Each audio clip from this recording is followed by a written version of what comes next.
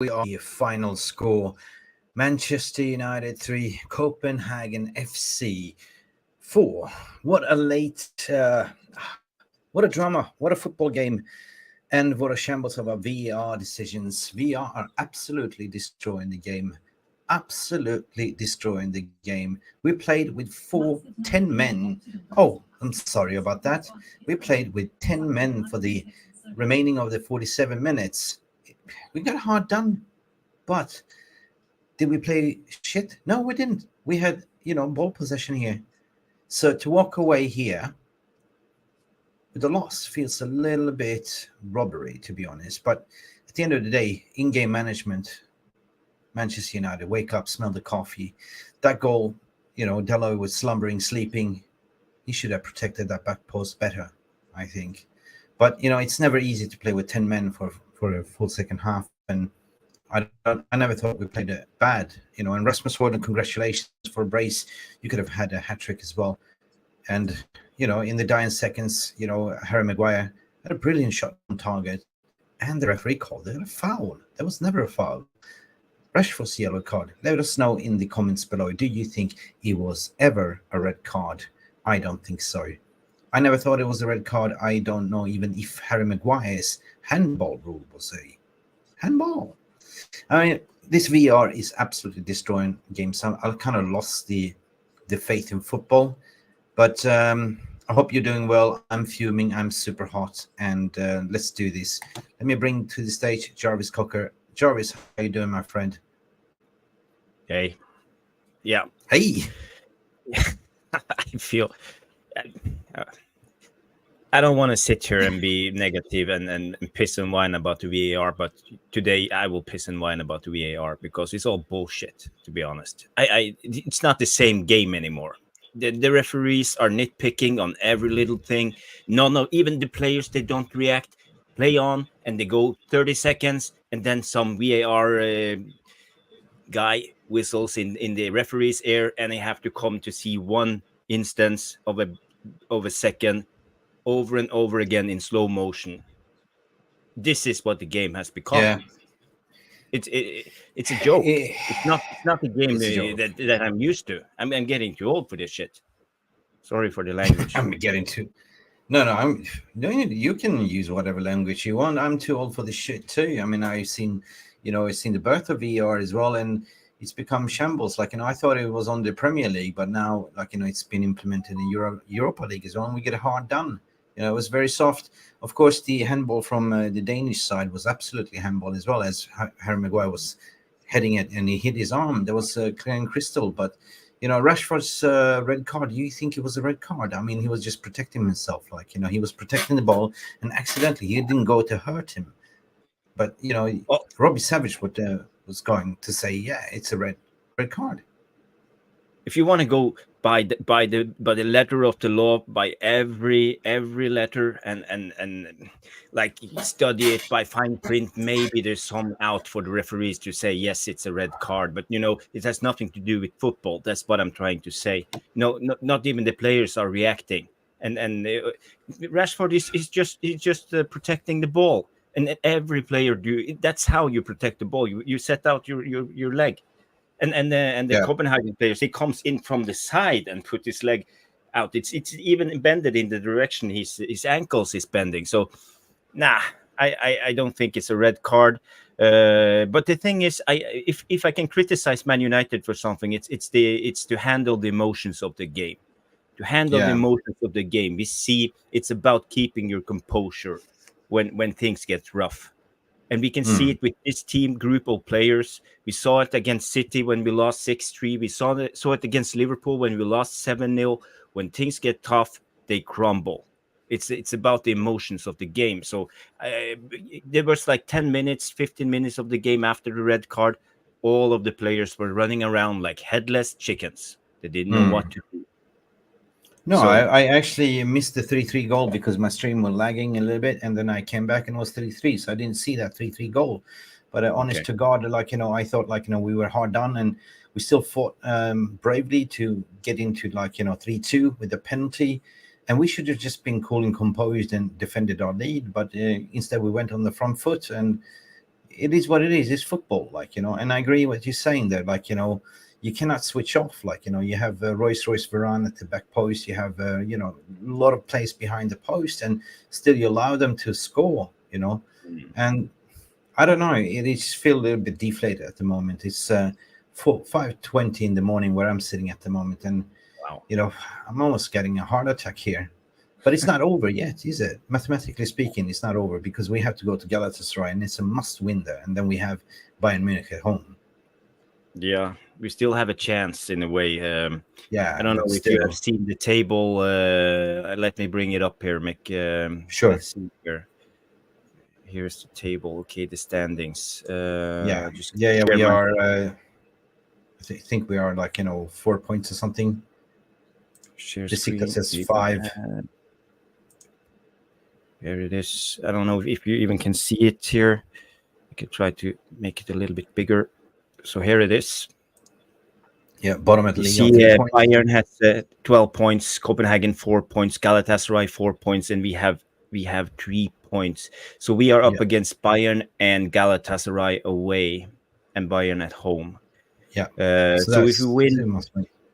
if you just win against the Galatasaray, we will have 6 points.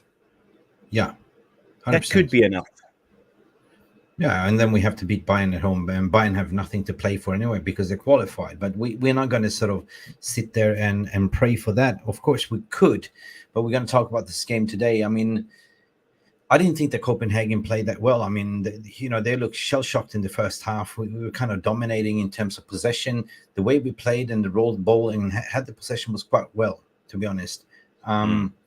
It was just a red card that ruined the game. Like, you know, that we have to play like, you know, 10 men. Even with 10 men, though, we played well. We kept possession of the ball.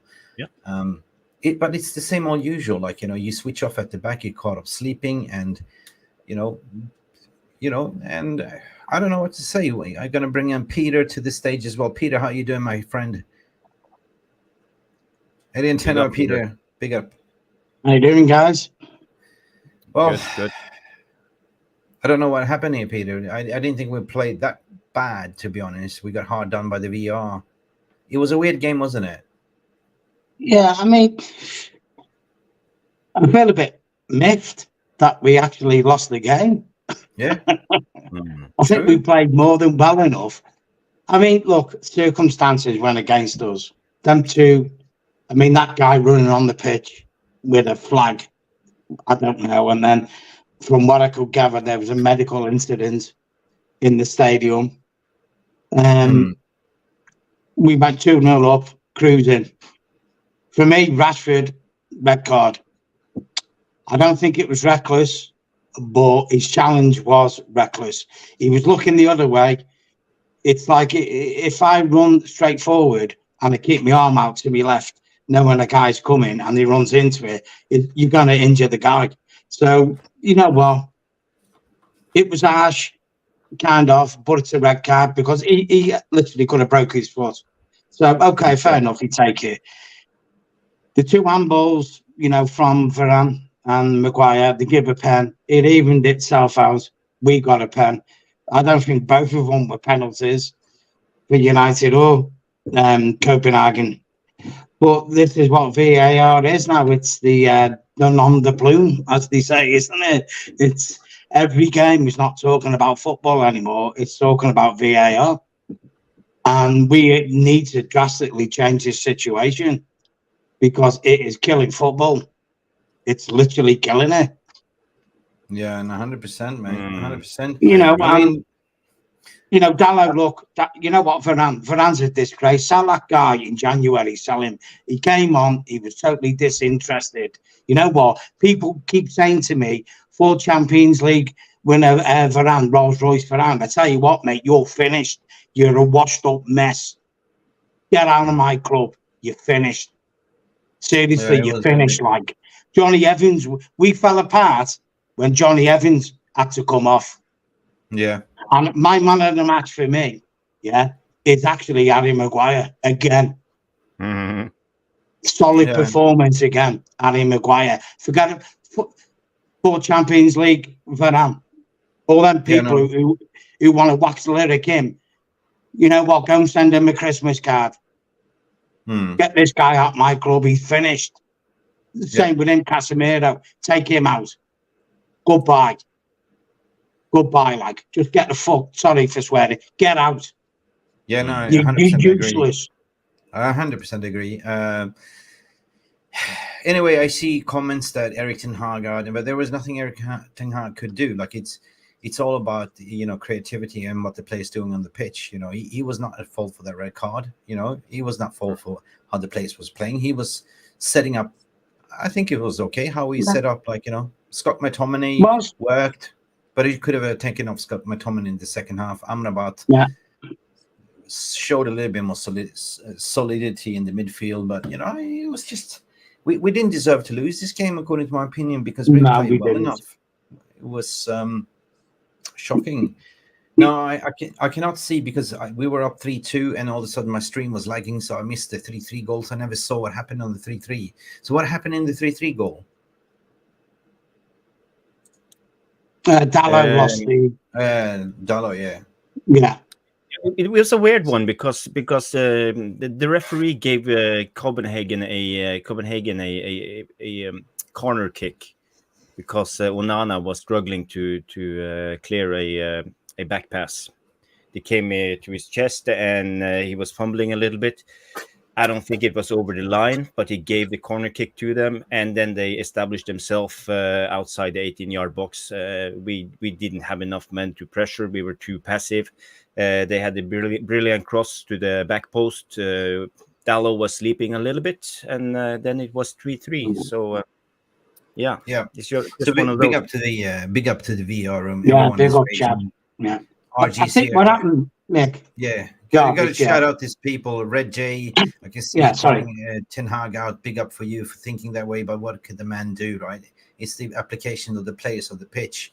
That you cannot control the mental, ability for, Dalot sleeping at the back post. Who's that fault? Is that Ten Hag's fault? Mm-hmm. Anyway, we got to point the fingers at someone, and the only one I can point the fingers is the bloody referees. This totally destroying this game. To be honest, I'm tired of that. I'm really tired of it. Jamie Wayne is here as well. RJ is here. Jolly Man, meaning, what are you saying here, mate? We had this game won. Yeah, we could have won this game. It was ours. Then Rashford stumped on the dude, and the rest is history. And of course, Harry Maguire, the match winner from last game, was actually the villain here in this case as well, with its handball. But then we got the handball back from the referee. Well deserved, because that was definitely a handball, to be honest. But where did this game go? It was a crazy game. It was Danish dynamite. The crowd was hostile. They were throwing things at Bruno, at the pitch. It was a nasty game, to be honest. And we forgot Rasmus Hojlund score a brace. Peter was texting me, wow, I told you 2 goals. Yes, 100%. And I said, third one is coming. And it almost came as well. But we still have a chance, people. We still do a mathematical chance. And what a penalty shot from Bruno Fernandes as well. He took it well, smashed it in the corner. Big up. We did well, and we played well away. You know what? Mick Jarvis, right? This is my honest opinion. I think it's best for us to get out of Europe now. Yeah. We're not geared for the European campaign, whether it's Champions League or Europa League.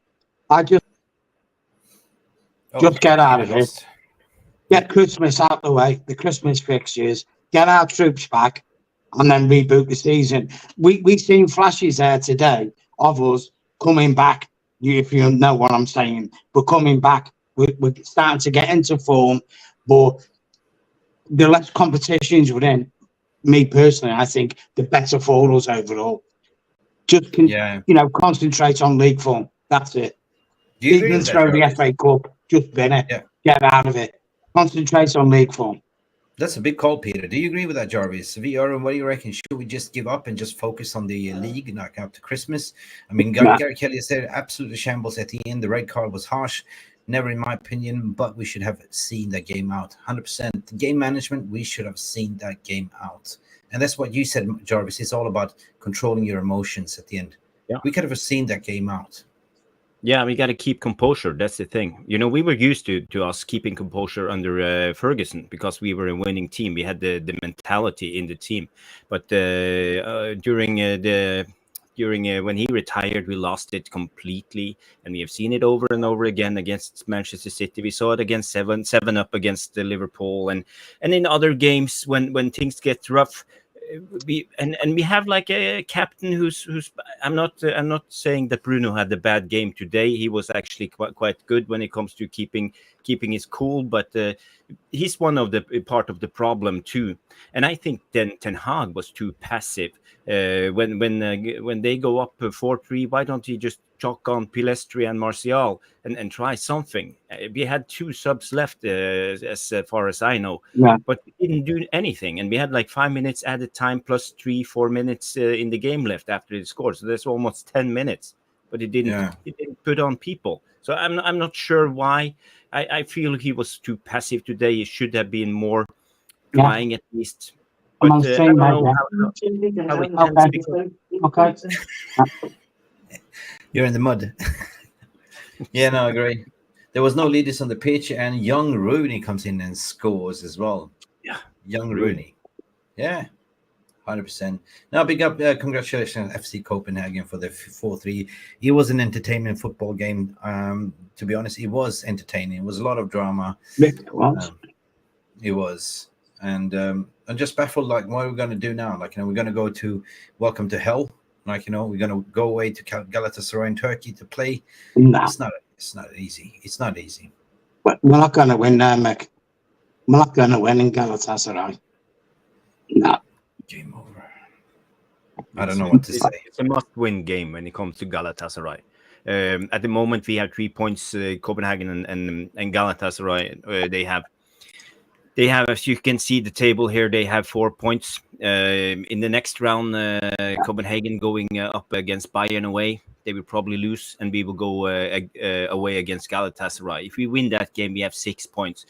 Then Copenhagen and Galatasaray will have 4 points each, and they will play each other in the last game. Copenhagen play at home. If they draw, they will have 5 points, both of them. So even if we lose against Bayern in the last round, we will be through with the win against Galatasaray. So the Galatasaray game is the key. That's okay. Definitely the key. So there's hope. There's still hope. Yeah. You're banking on Bayern Munich playing a full team to qualify. They're not going to play a full team.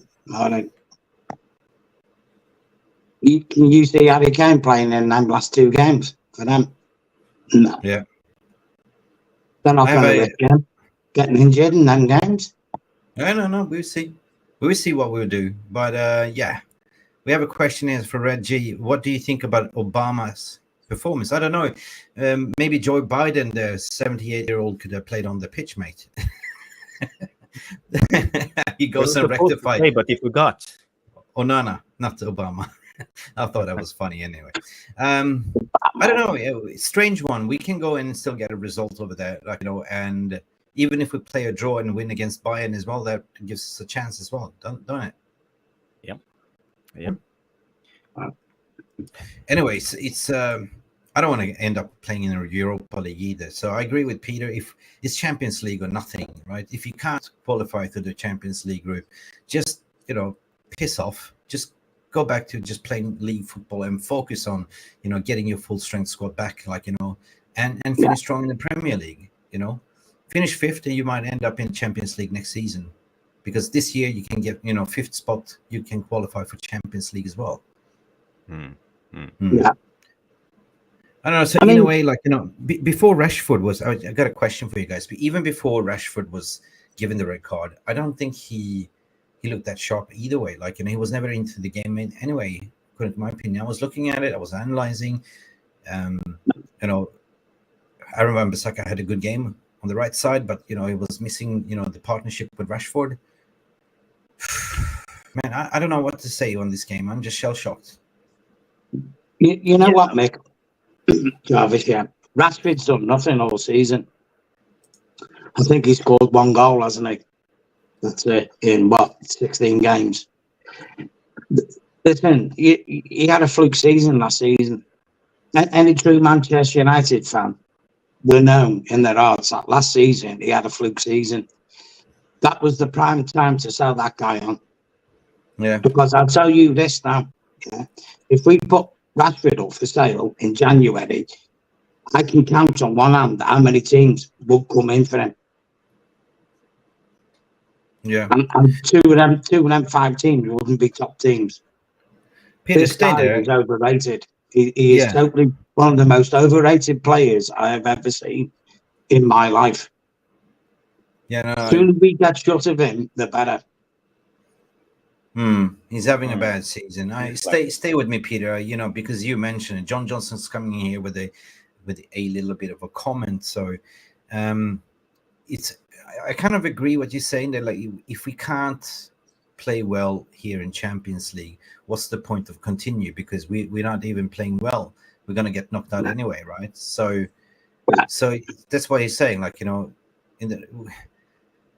hope to get knocked out in the next round. We're never winning the Champions League anyway. Be better to get dumped to concentrate on the league. So John Johnson, one of our members, is agreeing with what you're saying there, mate. You know. Yeah. So this season alone has been a roller coaster in terms of, you know, picking the available players that he trusts. So there must be something in Varane. I mean, I'm not going to speculate, but if you're picking Johnny Evans and you're picking Varane, you know, Johnny Evans and Maguire ahead of Varane and Lindelof, there must be an issue there. Right. Sorry, guys. I got my TV is on. Yeah, but I agree with what you're saying, and yeah, there's an issue there. But for me, I think it's, as Ten Hag said, it's nothing more than a tactical issue, because we got to remember Varane. He played at Real Madrid for many years, but he was never the leader of the center back pairing. He had Ramos. Ramos was the leader, and when Maguire played at Leicester, Evans was the leader. When Martinez plays, he's the leader. But Maguire and Varane, they are not leaders, none of them. So having Evans on the pitch is very important, because he can command his troops, and that's why I think it was crucial when Evans had to go off with an injury, because I think if he was on the pitch, we're going to having 2-0 up and getting a red card, he could have get us through the 10 minutes with his experience. Well, the thing is, right, Mick, Jarvis, yeah, let's look at it from this viewpoint. Yeah, let's look at the playing football career of Johnny Evans and Raphael Varane. I think we all know what it is. At this current moment in time, they're both Manchester United players. How much money is Varane on compared to Johnny Evans? And Johnny Evans is pissing all over him. So, like I said before, when people say to me, Varane is a 4 times Champions League winner, yeah, why don't you start performing like that then? Or at least showing the mental quality of being a 4 times Champions League player. Because what I've seen from Varane tonight, like, wouldn't even get him in a League One team. Never mind a Premiership team. You're supposed to be a professional football player. And he was awful tonight. Make no bones about it. I see here Matty R says something important. The worst thing is that Evans now was injured. So I hope it's not something serious, that it's just he just felt something, and that he just was taken off for precautions. Do we have any info on Johnny Evans? I think Mix Evans is groin, groin. Yeah, but in other way, like, and if we look at looking forward, right? So basically, from my understanding, Copenhagen is playing at Allianz Stadium, and one thing with Bayern, they never lose at Allianz Stadium, so it's going to be a tough one there. So we have to bank on that. You know, they turn up and you know, beat Copenhagen. I didn't think Copenhagen played that well today. I thought they were a little bit rattled. I kind of had the feeling that we will score, we will win. So this was kind of a game that, you know, it felt a little bit strange. It felt like we were going to win this game and we lost with 1 goal at the end of the day. So heartbreaking, because I got nothing to say more than I'm looking at Rasmus Hojlund now. Like, you know, big up Rasmus Hojlund for his brace. We were saying that in our preview. He's going to score a brace. He scored a brace in front of his home crowd. I don't know. The defense kind of let us down, mate. You know what, Mick? So far, what we're in November 8th, 11th, whatever. Rasmus Hojlund is the only shining light in this season so far for Man United, isn't he? Yeah. Young man is a talented striker. Yeah, man. No, big up, Mark, man. Big up. Anyway, Big guys, up. it is 5:50. If I may be excused, you have a full house. I'm gonna go to sleep. It's almost 6 o'clock in the morning. I can hardly stay awake. And a few sentences. No Jarvis, problem. take it away, guys. Yep. Big up for the VR room. I'm super tired. For everyone that's living in this part of the world, you've been suffering Cheers, like mate. me, guys. What can we Good say? luck, It is what it is. We lost this game, but we have to stay resolute because I don't know. Jarvis, talk about the patterns of play. What we're seeing, a little bit of improvements. I saw like a massive improvements on the pitch. You know, in how we sort of have had ball progression. But anyway, guys, good night for me, and keep going with the therapy session. Stay united, people. Love each other, and I gotta go. Good night. Speak to you tomorrow, Mick. Yeah. So, Tom, how did you see the game? Was it anything special, or was it the VAR? What did it? What take do you have from the game? where do we even start, guys? Listen, we discussed about VAR before. Last Monday when we were discussing about the sort of improvements that you could make to VAR if you wanted to still keep it in the game or if you just got rid of it completely. The clarity over some decisions is absolutely disgraceful. I don't care if it's in Europe or the Premier League. Pardon my language, it is absolutely effing disgraceful. Yeah. And the amount of money that these companies, UEFA, the Premier League, PL, everybody makes, and you can't even get a proper technology system in place. When you freeze frame something, it's going to look 10 times as worse as if you play the motion of it. 10 times as worse. They didn't even give that option to the referee to see it in full speed, full flow. It was just, we'll stick a picture up, that's it. He might as well have sent it in by SOS and sent it to the bloody phone on the bloody field. So it saved his legs jugging across the field. What was the point? Look, don't get me wrong. I think for majority of the game, we played okay. We played well. But come on. The Rashford red card killed the game for us. Completely killed it.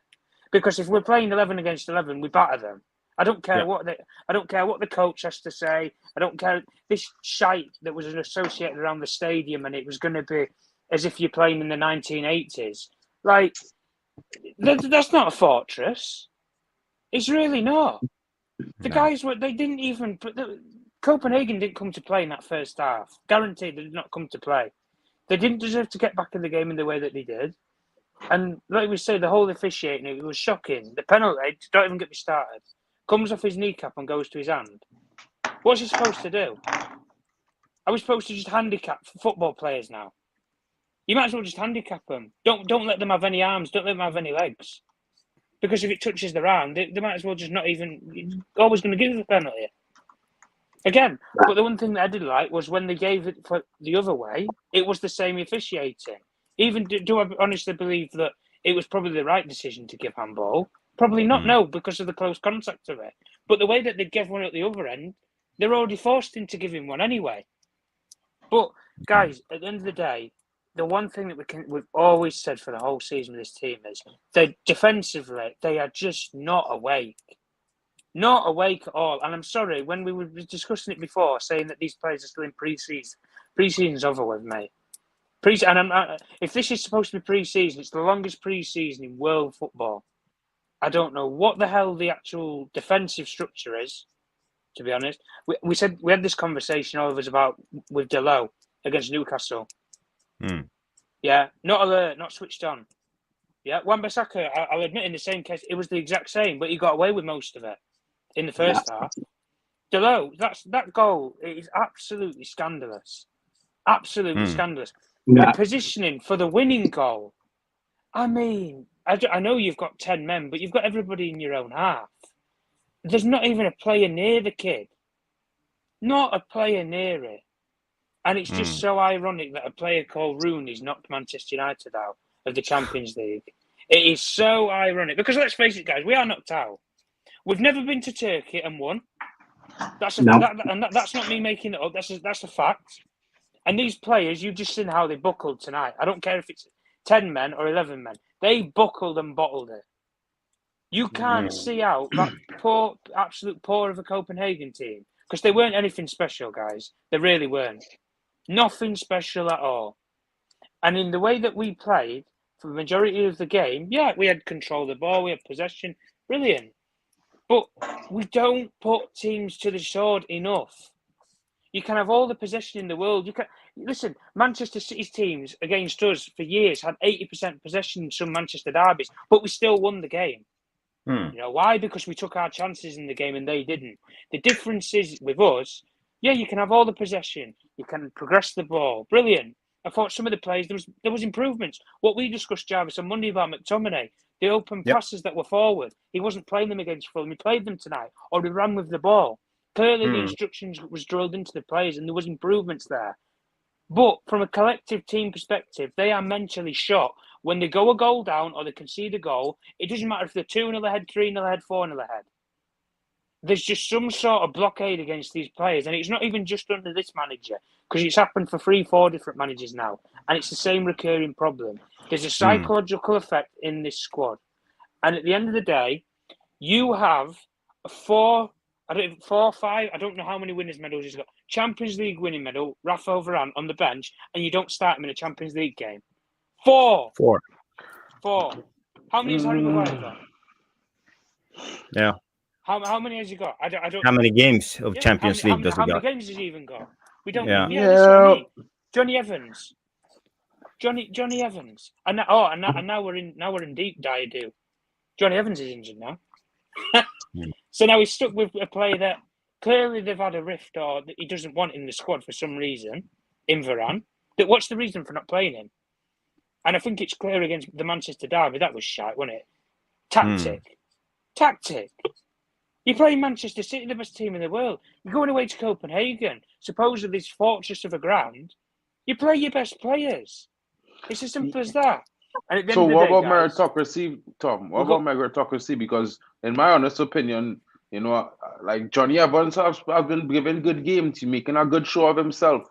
So at the end of the day, Varane coming back from injury, you don't want him to get injured again. We want to see him Saturday play. We want to see him play next week. He's not injured, Mark. Mark, he's been on the bench 3 games now. Okay, Tom.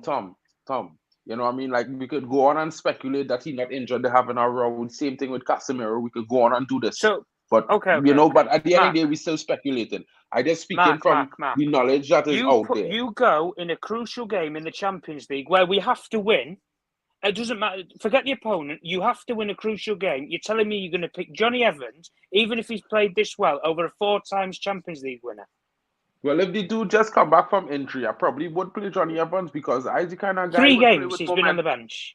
Bro, listen, this is just me, right? You asked me a question, I given you my answer. I believe in meritocracy. Players performing well, I play them. If it is Varane was actually injured or not, you know, we could say Champions League Varane, but you know, Varane has been shaky, bro. Like this season, he has not been performing at 100% class. So if Johnny Evans in the last couple of games performing better than Varane over the course of the season, then Johnny Evans start, bro. That's just the end of the game. But look, I looking at it from other perspectives, like the first goal Copenhagen scored, the striker was stand up directly in front of Onana. In front of him. Last man was their striker, not our player. It's supposed to be offside. We've seen those goals ruled offside. Even in the Champions League. This one didn't rule offside. They give the Maguire handball. Cool. You know, they give that handball again. But look, the guy who conceded the handball for Bruno goal, at the 3rd goal, he not only hand that ball, but he elbowed Rasmus Hojlund after hugging him around his neck. Right? No yellow card. He was already on a yellow. So the ref don't want to send him off. But Rashford gets sent off for shielding a ball. I understand how it looked, just like you say, Tom, still frame. But at the same time, the most important gesture, the whole thing, is Rashford is not challenged for the ball. He's being challenged by the Copenhagen player. So if you're in control of a ball, you are not the aggressor. The thing I can't understand in that situation is anybody saw where the placement of the referee was. He could see that there wasn't any clear-cut contact or it's not like Rashford's flinged the leg out and he's caught. It's not malicious. It's unintentional because he's stepping his foot across the player to shield the ball, like you're saying, Matt. Because why? He has an aggressive player come towards him. In that situation, the referee has already got the image and the play in his head. He's already got this, what we're calling, play the action. But as soon as you put a picture up to him, the playing in the action in his head goes. Because as soon as he sees studs on on an ankle, shin, leg, head, whatever, as soon as you see studs on another player's body, red card, see you later. Doesn't matter. But from the whole perspective of it, you play the actual picture that referee had. If you don't have VAR, they don't give a red card. They don't even get a yellow. Because the image that's being portrayed is Marcus Rashford's trying to shield the ball. But at the end of the day, guys, we look at it from the whole perspective now. You ain't going away to Turkey and winning, and you certainly ain't beating Bayern. So, UCL, mate, nah. And I swear, I don't want to. I'm fed up with this Europa League shit every single year. I don't want to hear this backdoor to the Champions League. No. We never win it anyway. Never, ever win it anyway. Don't take it seriously enough anyway. And we played far too many games this last season, and it crippled us when we tried to go too far and deep in the in Europa League. So just scrap the whole. Finish fourth. Honestly, finish fourth and just focus on the league. I really don't care anymore. Because the way that these players have took the Champions League this season, it has been utterly appalling. Absolutely appalling. And the perspective of it, they've given away, Mark, I'll just make this last point. They've given away, I think it's 3 or 4 penalties now, in a group stage, mind, and you've only played 4 games, 3 or 4 penalties, and you've already had 2 men sent off in 4 games in the group stage. And that's discipline. That's not that's discipline. That's a team that's united. It's supposed to be in the title of the club, isn't it? True. That is not a Manchester United team. Not in a helping house chance. Go ahead, Mark. I just think, Tom, you know, like I look at the game, you know what I mean? Like it had moments where we was on top of the game, even when we was down to 10 men. But for me, the Rashford red card, that was big enough a game changer there. Right, cool. That's well and all good. But the developments, the 13 minutes they get extra in the first half, the way they scored our first goal, the VAR didn't even check for the goal to see if there was offside or anything like this. We checking for all the goals we score. You know what I mean? They not have no consistency, and I feel like it's unfair when we always get the letter of the law in a sort of a way, or as close to the letter of the law, more strict rulings and everything. You understand? And everybody else, they could just a ball nick someone's fingernail on Manchester United, they will get a penalty. You know what I mean? Hojlund getting abused on the field, get elbow to face, the fella literally hugging him and on his back. No yellow card. He on a yellow card, so you're not going to send him off. We already down to 10 men. It's feel to me, watching this game is like, bro, like, they don't want us to even have a chance. And it had nothing to do with what we're doing on the field. And like, I could turn around and say these players are shit. But at the end of the day, if I'm being real honest, these players give a good performance today. Like, they get let down by the referee 2-3 times in the game. And they still fight. We was leading. True, we have make some mistakes at the end, you know, some players could have do better, Dalot could have do better. You know, Onana could have possibly do better. You know what I mean? But the refereeing and officiating could be better as well. And it's hard to say that because I don't like to blame the referee because at the end of the day, I have this opinion that sometimes bad luck is part of football. Good luck and bad luck is part of football. Rashford stepping on that fella ankle is bad luck. Mark, I just want to come in here with Craig Varbis. He has a comment here that's interesting. He said it's unintentional, but it's an ankle breaker. I seen this argument a lot on Twitter. I was reading up in the halftime and during the game. So is even if it's an ankle breaker, is it a direct red card anyway? Or no. How is the rules? Because I believe, you know, you can even break an ankle if you shoot really hard in someone that's not in balance, and they can break. Should the players who shot the ball get a red card? because he broke his ankle, or No. what's going on? Because it's a game. I have played the game so many years, and I know how you shield the ball. It's you do it like Rashford. You put out your foot, you shield the ball. That's how you do it. Yeah. And sometimes someone stick out the toe underneath you, and you stomp them. And yeah, that's the name of the game. But unfortunately for Rashford, that Copenhagen player, he got his whole foot underneath, and yeah, it didn't look good on still motion and picture. But you know what, anyway. guys? You know what? Big up Tom Mark. Anyway, yeah. Let's cast our minds back a few days to the Arsenal and Newcastle game, where Bruno Guimaraes run up to an Arsenal player and elbowed him in the head. Didn't even get a yellow card. How is Marcus Rashford's so-called challenge there a red card compared to that? Because the way that they'll say, the way that they'll say it, Peter, is because it's under UEFA's rules, not the Premier League. And VAR in the Premier League and Europe's different. That's because with Europe they use. We discussed this, Travis. Anyway, they use the semi-automated system for say offsides and that. Yeah.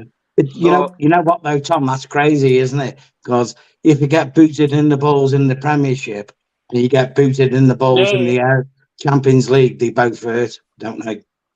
You know what I mean? You know, this is crazy. Like, I was just going to say, Tom, that your comments about Varane,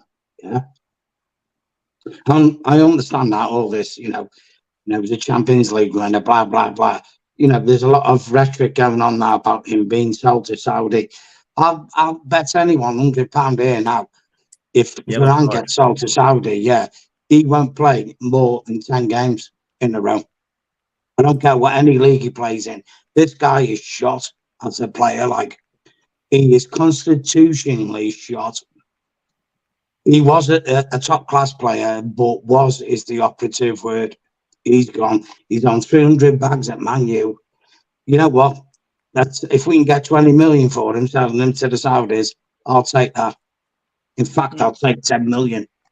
Have a nice day. Goodbye. You're done. That's it, man. You know what I mean? Because one of my mentors in football, Brian Clough, said this: you're only as good as your last game. Exactly. That's football. Like, forget your reputation. Your last game is what you are. Yeah. 100%. That's it. But that money that you're talking about there, Peter, the only worry that I have with it is I don't trust them to reinvest it properly. I don't trust them to get the right player, if they even get any player at all. And then suddenly you stuck with, well, if they get rid of Varane, like you're putting the case forward there, if they get rid of them, well, then suddenly you've got Evans, Maguire, and Martinez, who are only 3 centre halves. Yeah. For even just for half of the season, you need 4 at least. You need at least 4. And I know Lindelof can come in to the conversation for that, but they're playing loads of different positions half the time anyway. We've seen it now with Lindelof, where he's being used more as a fullback anyway, rather than a centre half. Yeah. Even when we're attacking or defending, you'll see him on the right back or left back position. But the way that we're going about it with recruitment, who do we even get? This is my concern, because John Murtough clearly doesn't have the sporting IQ to go out there and get top players in world football. He clearly doesn't. When the club bring in an Adidas executive to basically run negotiations, progression of players' development, who never really done that job before. The only thing that the guy's done is broker a deal between Adidas and Manchester United. That's it.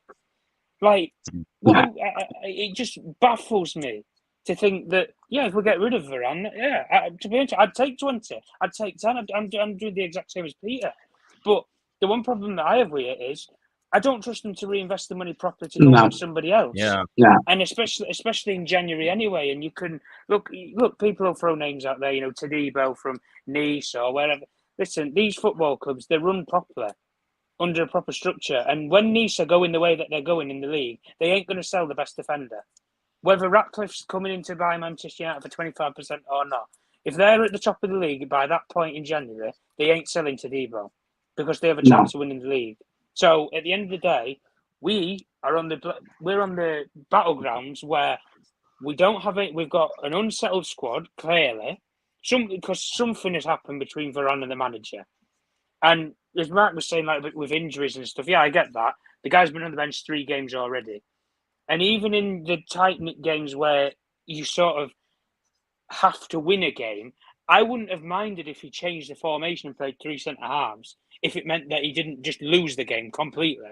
Because coming away with a point was better than coming away with nothing at the end of the day. So if we would play all 3 of them, Varane, Evans and Maguire, and then you would have just put, Delo further forward, or you wouldn't have played one of Delo or Wan-Bissaka, I can accept it. But the problem with us is, it's not even that he doesn't have the options right now. Delo clearly isn't a natural left-back. He's a right-back. And he's not even good at that. And you have a clear... You brought in an emergency loan signing in Reguilon, and I don't even remember the last game he's ever played, guys. I really don't. It was that long ago. No, And the Newcastle game was bad enough with the mistake, and it crippled us and cost us the composure in that game. We've done the exact same thing tonight, buckling, bottling pressure. There's just some players where it's almost like you have a slow cooker, and then the egg clock goes off, and the fuse just goes in a lot of these players. And when you get to the point where we've got to in that game, where you're winning, you just need to hold on. Forget trying to play out from the back. Forget any of this, passing the ball out. Just boot it to the other end of the field. If it goes into touch, it goes into touch. Re-rack up, reset. At the end of the day, you needed something from the game, and you come away with nothing. Absolutely nothing. And you go away to Turkey, where you've never won, like I've said before, and you've got Bayern on the return leg back at Old Trafford, which you probably ain't going to beat Bayern. So at the end of the day, UCL's done with.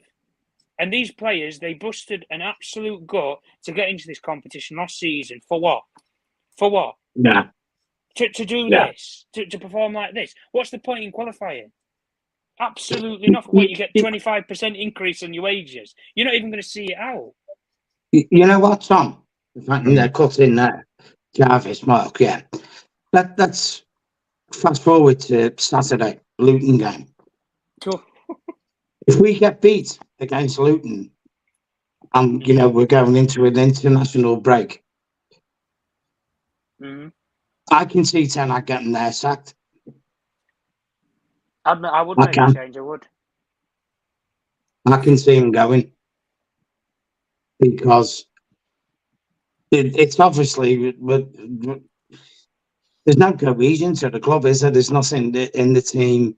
We're looking okay today, but there's nothing there. I think these players are not even playing for themselves, never mind the badge or the manager. They're just turning up and playing football. It's like being a kid again, isn't it? Us being a kid again, meeting your mates on a Saturday afternoon and having a game of football on the pitch. And then your mum saying, come on, your tea's ready. That's what it feels like to me. Even if you cast back to the Fulham game, if that Fernandes goal didn't go in, we all know how that game ends up. Yeah. We don't win it, and if we're being honest, Fulham weren't really doing anything in an attacking sense. We probably draw the game. No. So you drop 2 points there, and you've just lost to Copenhagen again, and then you play Luton in your scenario. If he loses the game, you go to an international break. What do you honestly do in that 2 weeks as if you're out Ten Hag? What can you do? You can't. If you're Richard Arnold, you're Jim Ratcliffe, you're Joe Glazer. What can you? When you're looking at this guy, what can he honestly do? Do what Ollie did and go on a fishing trip to Norway? What can the guy do? He can't do anything. The players will have reset. It's almost as if they've just recessed and gone away from the old plan completely because they've abandoned everything that they did last season. All that great work that they did for last season, guys. Let's be honest, it's all been undone now. It's evaporated. It's a million miles away from that team that won a trophy. Let's be real. We could see improvements today, as I saw a commentator saying that we had a good game up until the red card. If we haven't get the red card, it's margins that the tips against us instead of before us. we would have won that game 4-0. I'm sure we were dominating them. They had nothing, and I see here Raiden Frost says the red card changed the game. As we began to put under pressure, I saw something positive from this game, and I saw something positive too. It's probably one of the best games we have seen, at least the last first 30 minutes. So we can all sit here and be moping, but we know that the referee's decision influenced the game in a way that wasn't positive. I think the players was up for it. We played more than 70 minutes, I think, or 60 minutes at least with 10 men. We came back. We were leading 3-2. We showed some spirit. So I won't slaughter the team completely, and I think I see a lot of positives coming from this game, even though we lost. Can you all agree with that, or am I deluded or wrong in my? I mean, you know what, Jarvis? Yeah, I mean, you know what? For the first 20 minutes, in effect, it was like 30 minutes because it was disrupted until we let a goal in. We did look like a good team, but it's the mental fragility of this team. You know what? I could see this team being 3-0 up and mentally folding and lose a game or draw a game 3-3 or 4-3. This comes from the manager and the coaching team. Your mental confidence. I'm sorry, but it does. And I just can't see personally how Erik Ten Hag can turn this around. If we lose against Luton, listen, man, the writing's on the wall for him. This is, I mean, you could say, they have to make the change, surely. Yeah, surely. Because where do you go? You've lost. What was the last game that we even won, guys? I've already forgot. Nah. I've already forgot. We've lost the feeling of actually knowing what it means to win. Yeah. That's how sad this has come to now. Yeah, Tom Goldfield, it's like one. It's a tough one, guys. You know what, guys? We're a quarter into the season, and there's no game we can sit back and say, "Wow, we played fantastic football. What a game, brilliant." We're playing dire football. Yeah, but you've got to call it as it is. I don't want Ten Hag to go myself. I think if he was back properly, in the ideal world, we'd all be better off.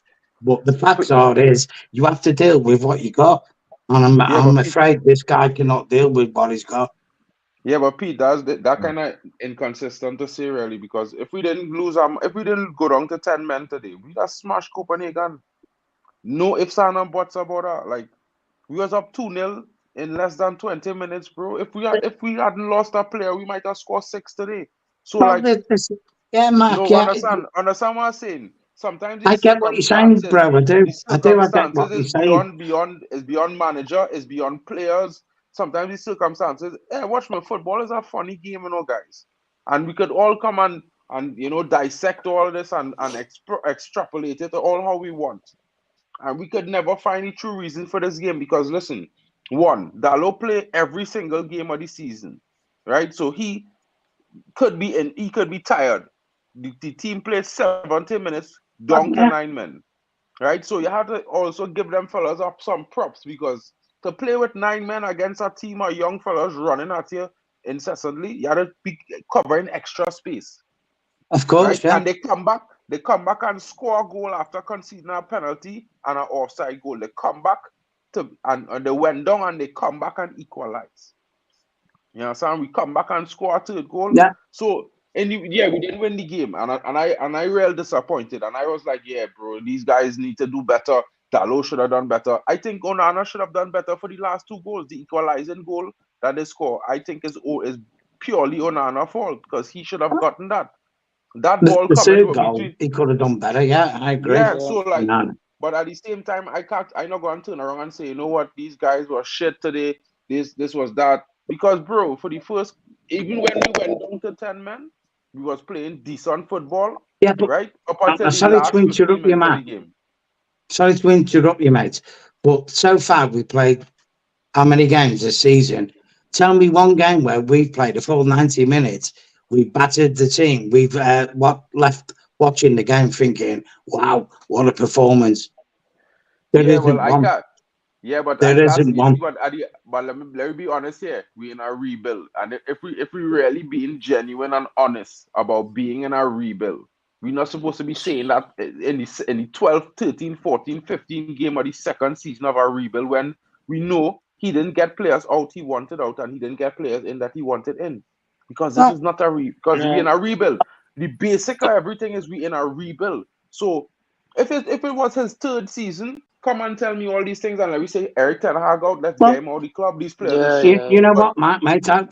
I've seen games from Aston Villa. They're in a rebuild. But they played their brilliant in games. Aston Villa have players that suit their system, though. It's the same with Spurs. People talk about Spurs and Ange Postecoglou do that madness, but when you check the reality, the 5 of the starting 11 was being sold by Conte and Jose Mourinho, and they are now the starters, and 5 of the starters from last season is the second team. So we could all sit here and say whatever, but you gotta look at the facts, and the facts is that Postecoglou inherited a expansive attacking team more so than Eric Ten Hag. He have more to do. He have more pressure to face, because United fans want to win in the second season of a rebuild after he just get third with the same rubbish players that everybody wanted out and was hyping Ralph Ragnick 10 players in, 10 players out last season. So we gotta keep it consistent, right? Of course, you criticize the mistakes that he making. And stand back. Let's look at it from the other side of the coin. The standards Manchester City have set. They've lost Kevin De Bruyne, and they've lost Gundogan and the top of the league, and they haven't even. So they had a system going for 7 seasons, Peter. Like look at it like this: Arsenal had their system in place for 5 seasons, right? Liverpool have the system in 7 seasons. Pep have a system in 7 seasons. Of course, they could lose a player and replace him, because for 7 years they was pushing in a direction with a structure to get behind the manager and the system he played. We don't have these teams. Mark, these teams' aim wasn't to win straight away. These teams' aims were to win in like 3-4 years. Even when City bought in Pep, they said to Pep Guardiola, look, there's no pressure. We know the team and the players that you have don't suit the way you want to play. We'll give you a couple of transfer windows. Get the players that you want in. You've got your sporting director that you know and you've been successful with. You've got your CEO that you've been successful with. We've got all your people here. Go and build us an empire. Go and win the Champions League. Go and win us numerous Premier Leagues. He's done it. But it's not just about the money. Listen, Eric Ten Hag's this whole team that he's built is nearly $500 million already, coming close to nearly $500 million. Okay. And the way that we're playing is absolutely trash and abysmal. And we can say it for what it is, about injuries, about players being inconsistent, whatever. There is not one leading light in this team at the moment apart from Rasmus Hojlund. And Rasmus Hojlund wasn't even the player that he wanted. He wanted Harry Kane, if he could have got Harry Kane. That's what you saying, but that's not true. At the end of the day, when you want to build a system, you can't just expect a manager. Eric Ten Hag is a coach. He is not a sporting director. He is not a scout. He is not a negotiator. Right.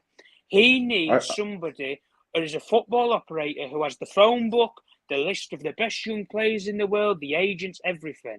And he has not got that in John Murtough.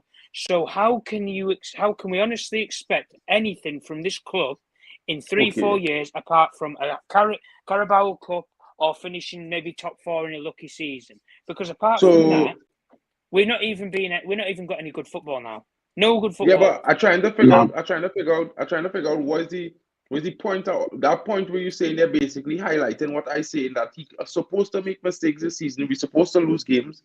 And next season is where we're going to do better, because at the end of the day, unless every United fan was saying, yo, we want to win right now, then, I mean, I don't agree with that. That's not a rebuild. Well, so if we say the comment that Ivor was just pointing up there, I don't care about winning little games 1-0, or like we did it against Fulham, where we played absolutely abysmal the majority of the game, but we just nick it. That's not progression. Progression for us is having a clear style of play. The way that Spurs played was the right way to lose a football match. Play until the final minute. Even if you're going forward, win trying. This team wouldn't know winning trying. They wouldn't. Because if you were winning trying, even if they put Andre Onana all the way up in the other end of the half for the final 20, 30 seconds of the game, that's trying to win the game. Trying. These players in this group that we have right now don't know the word trying. They don't. And that is why the fans took it upon themselves when they went to that Fulham game. They made a banner and said, play like you mean it. Play like you mean it, because you go out on that field every single week and we pay good earned money to come and watch you. A train ticket down to London costs what? At least maybe what, 80 to 100 quid now maybe. Return. Yeah. You go for a flight to, Jarvis might know this with travelling anyway. You take a flight from Manchester to Copenhagen in Denmark. Maybe it might be over like what, couple £100 maybe. Yep. Then you've got accommodation on top of that. You're going to be talking nearly over £1,000 just to watch a United game. And the way that this team is performing, I can accept losing to Copenhagen away, but it's the way that we lose. I want to see us play good football. Forget winning trophies. Bro, for 3 so or we 4 didn't years. play good football. I don't care if we don't win 3 or 4 trophies for years. I don't care. I just want us to see play some decent football and have a progressive plan. Because right now, we don't have it. And we can blame whatever. You can blame the coach. You can blame the players that we've been brought in. You can blame the directorship above who brought in these players. Whatever person you want to blame, that's fine. But we just want to see good football. And we're not even seeing progression. There's no progression. Yes, 25 minutes into a game, 40 minutes into a game. Fantastic. But 90 minutes. Yeah, there's but not a good 90 minutes for at least I understand your 90 minutes and see progression, but you can't talk progression when we have 16 players injured and still say, well, he's supposed to make do with what he have. That's not progression. So if you're conflating two things, I could understand you being upset. But if we start the season off with 16 players injured, that's what we did, right? You could never expect progression. Because the entire back four that was the progression last season is out injured, bro. We have 2 of those players fit right now. Mark. When Martinez... So that's how we understand. So I could understand, like, just like you saying, you expect we have a standard and these players are supposed to kick on and perform better. It's our second season, they're supposed to do better. You gotta understand football is that thing when you don't have that consistency or that setup, that standard at the back. You don't have where you built your team up around from the beginning. I think what it is, right, guys? Yeah, I think what it is. Yeah, football comes down to this. Yeah, you have a style of play. Yeah, you have your best 11 players.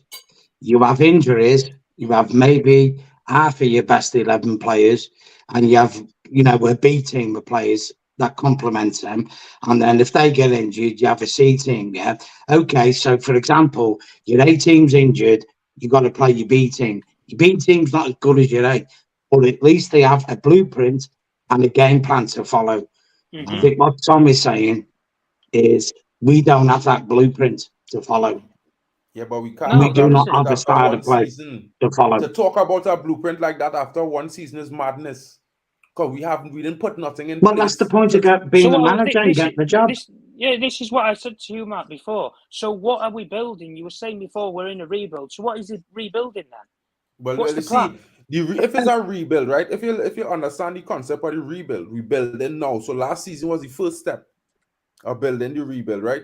This season is to get the style of play focused and then bring in players to supplement that. So Mark and Tom, I think we are going in circles with this discussion about the rebuild or not. What I want to bring up as the new talking point for now is the mentality of the players, because we have been in several rebuilds with Jose Mourinho. We have been with rebuilds with Ole Solskjaer. We have been in rebuilds now with Ten Hag, and we give them time.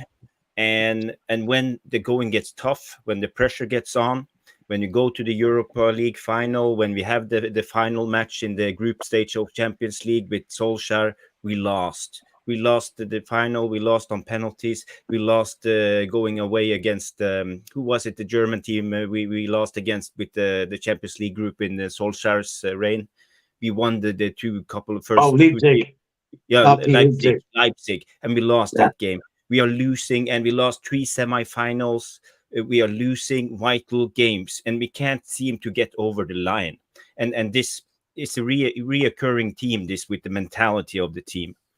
And even if you give the managers enough time to rebuild, it seems like it always comes back to the mentality issue of the game, and we crumble under pressure.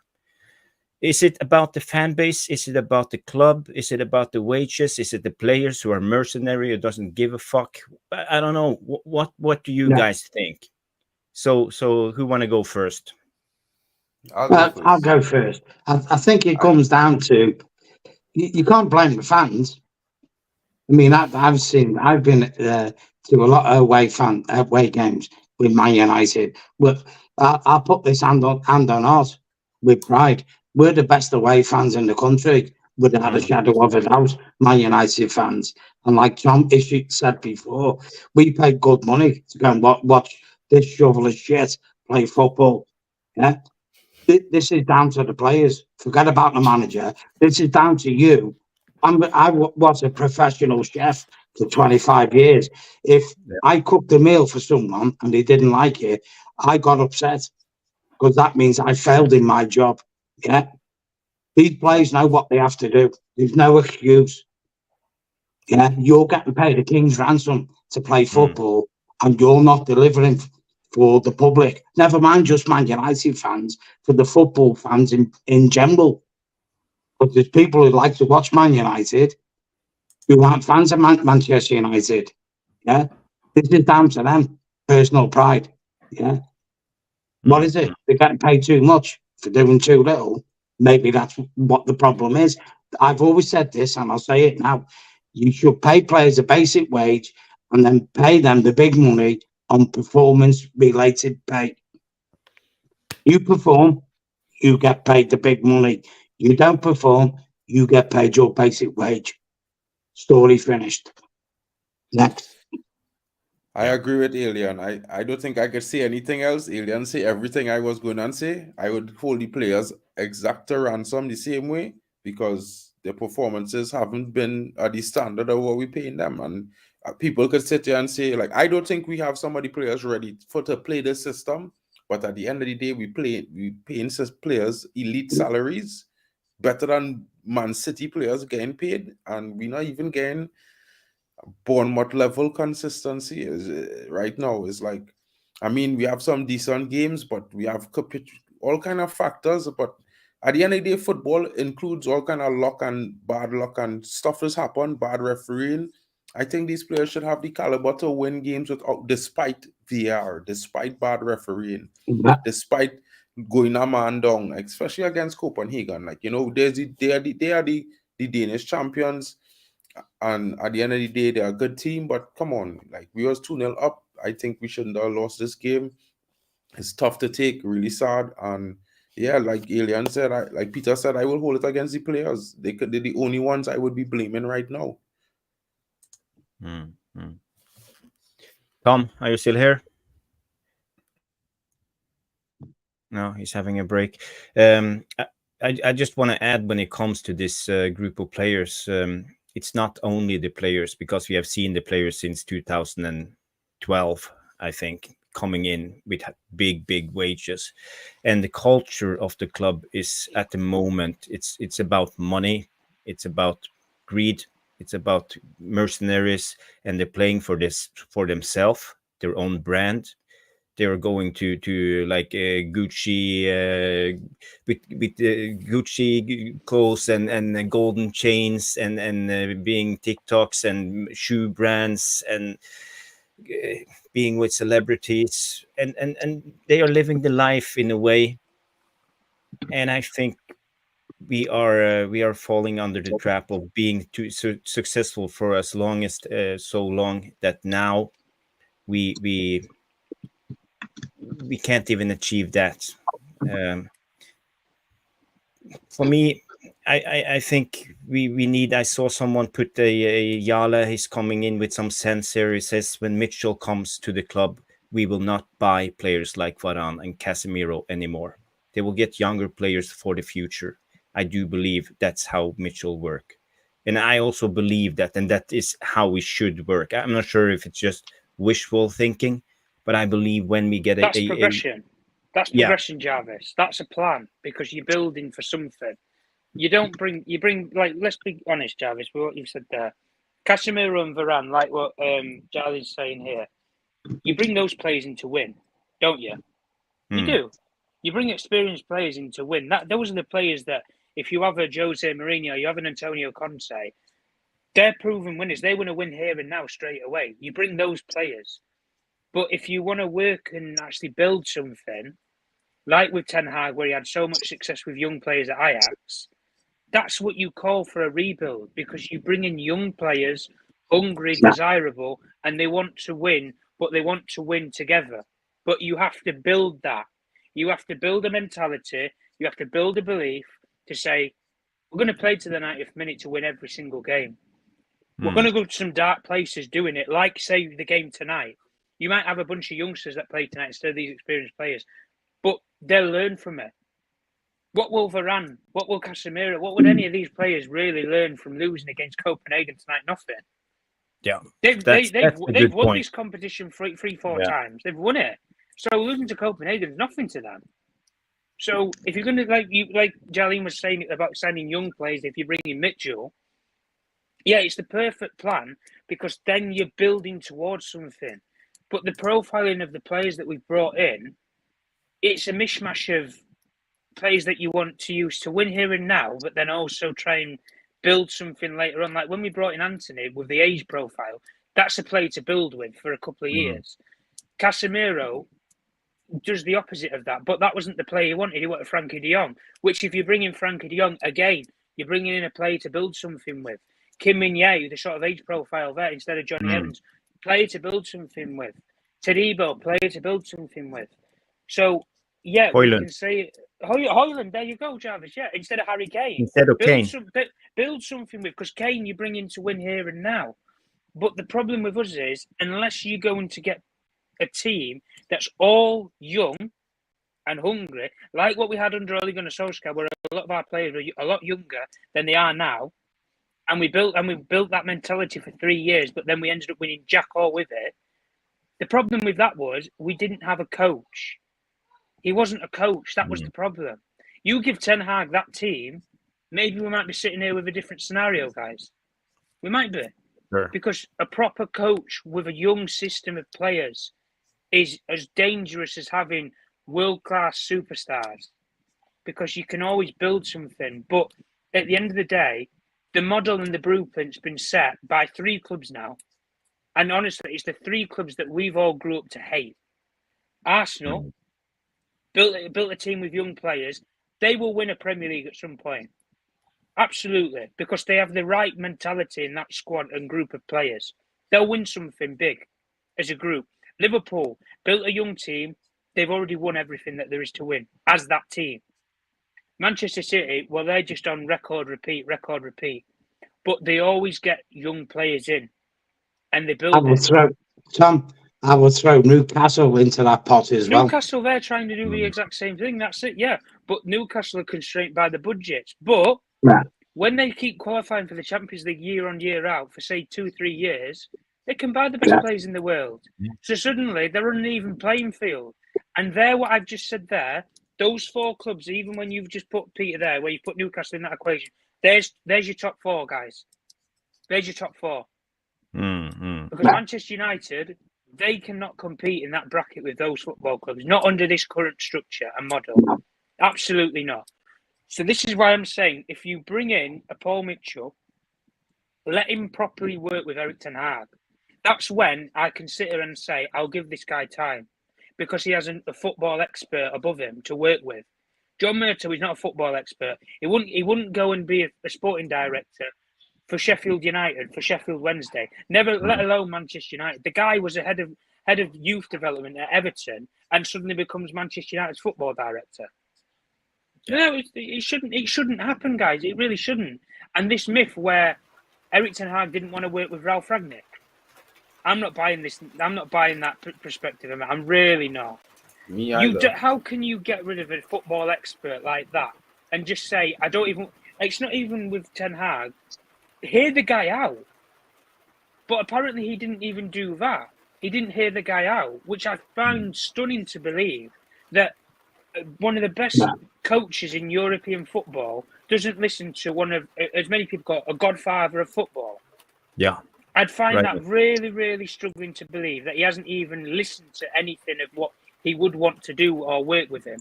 And if we're being honest, guys, Ralf Rangnick actually recommended Ten Hag for the job. Exactly. So I don't understand how any of this makes sense or works. But if we're going to build it, if we're going to build a team, if we get Paul Mitchell in, then we can sit here and say, yes, there can be time because you have a proper football operator there. That's the one time, guys, that I'll actually have that bit of hope. That bit of hope that we all had when we was going to get the Glazers, we were going to sell the football club. That hope would suddenly come back that we can build something again. Because we have a man who has a proven record of building football clubs with nothing, pennies, compared to what he'll have with Manchester United. 100%. But he needs the time to do it. And from there, then, if the results are still the same like we're having right now, in, say, like Mark was saying, in season 3, if you're still having these same results, Erik Ten Hag has to be heavily criticised because he's not recruiting the players anymore. He's just the coach. And that's what he should be, the coach. He shouldn't be dabbling in all these negotiations about players, recruitment, anything. Just coach the players, Eric. Get the best out of what you've got. And look, we can go around the houses about excuses or anything, guys, but the long and behold of it all is the structure that we have in place isn't built to win. It's built 100%. to make top 4. And if you win along the way, it's a lucky dip. That's it. Yeah. Totally agree. Anyway, guys, we've got to go. Night, Peter. Yep. Have a good one. See you again. Jarvis, Mark, Tom, and Have a good night, bro. love. Brilliant.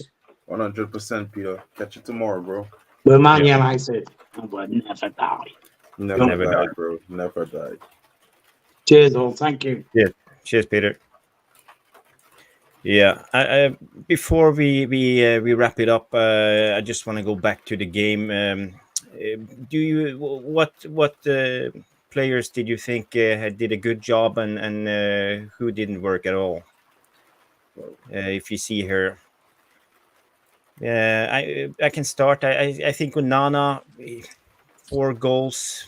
He should have done better on some of them. I see the same tendency when he got shots. He sits down and raises his arms.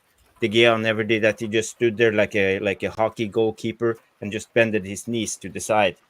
I see Onana, he drops on his ass, to be honest, and I don't think that's a good way to save goals. Do you any of you saw that? Yeah, that's why I keep saying that the second goal, the third goal, and the last goal, for me, those 2 goals, I kind of have to give Onana most of the blame for that, and I don't want to because he doing all right, he doing good, and for a United keeper, it's always a struggle. He's improved, pressure. He's improved. So, but he had a howler with the third goal because that should have definitely, like he should be diving. His whole body should be going towards the post. So, like, even if his hand gets it, his whole body momentum should be pushing that ball out. It just seemed to me like he didn't really dive. He just put his hand to kind of stop the ball, and I feel like, I don't know if it's his mobility. For me, I just feel like it's not there where he needs to be yet, and he needs to work on that. Because we could all sit here and blame Delo, but that shot bounced off the ground and still get into the corner of the post before he got there. If it was De Gea, we would have been winning 3-1, I sure 3-1 or 3-2, because De Gea's reflex is real good for those kind of edge shots on the edge. You don't beat De Gea on his first post. You know what I mean? Yeah, I see here. Reggie says sorry to say, but De Gea would have stopped 2 of those 4 goals. And Matty R says that maybe Onana's doing yoga.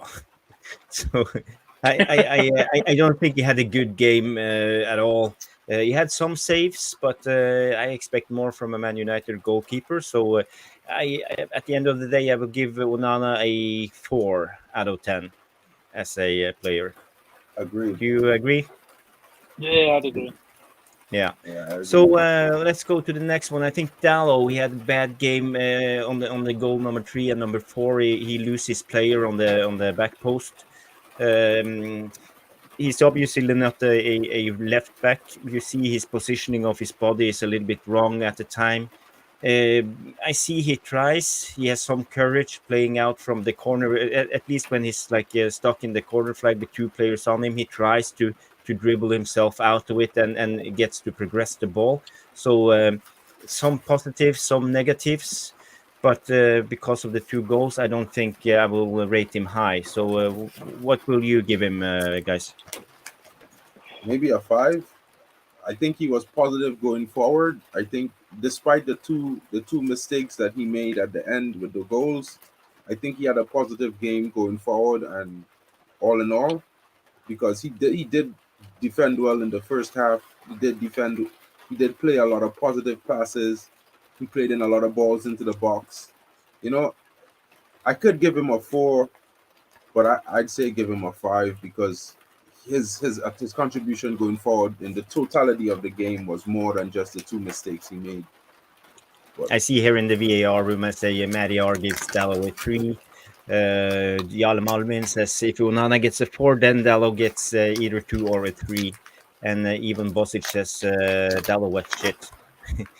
He has those games. He never stops switching off mentally. And Red Rage gives Dalot a 3, and the same with Mark Davis. What do you give him, Tom? I'd give him a 3, to be honest with you. Yeah. The mistakes are just... listen, it's not just about mistakes at the end of the day, but he is one of those fragile players.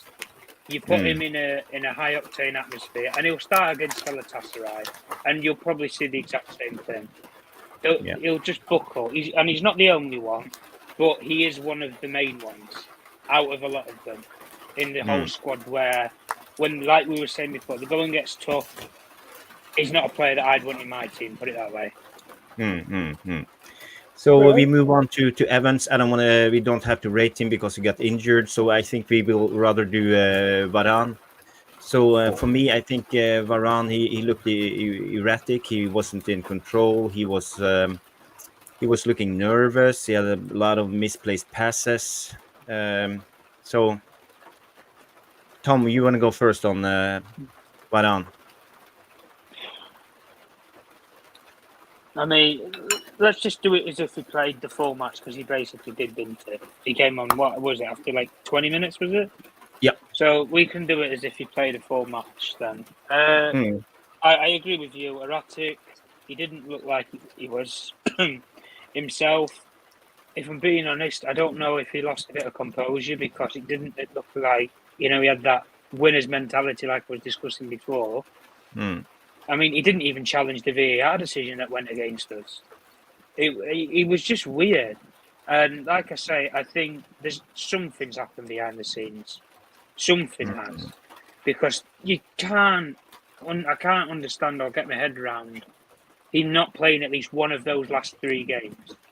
It could have been any of them that he has to play, but not any of them.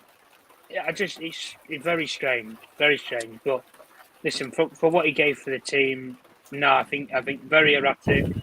Organisation, I don't think it was there really.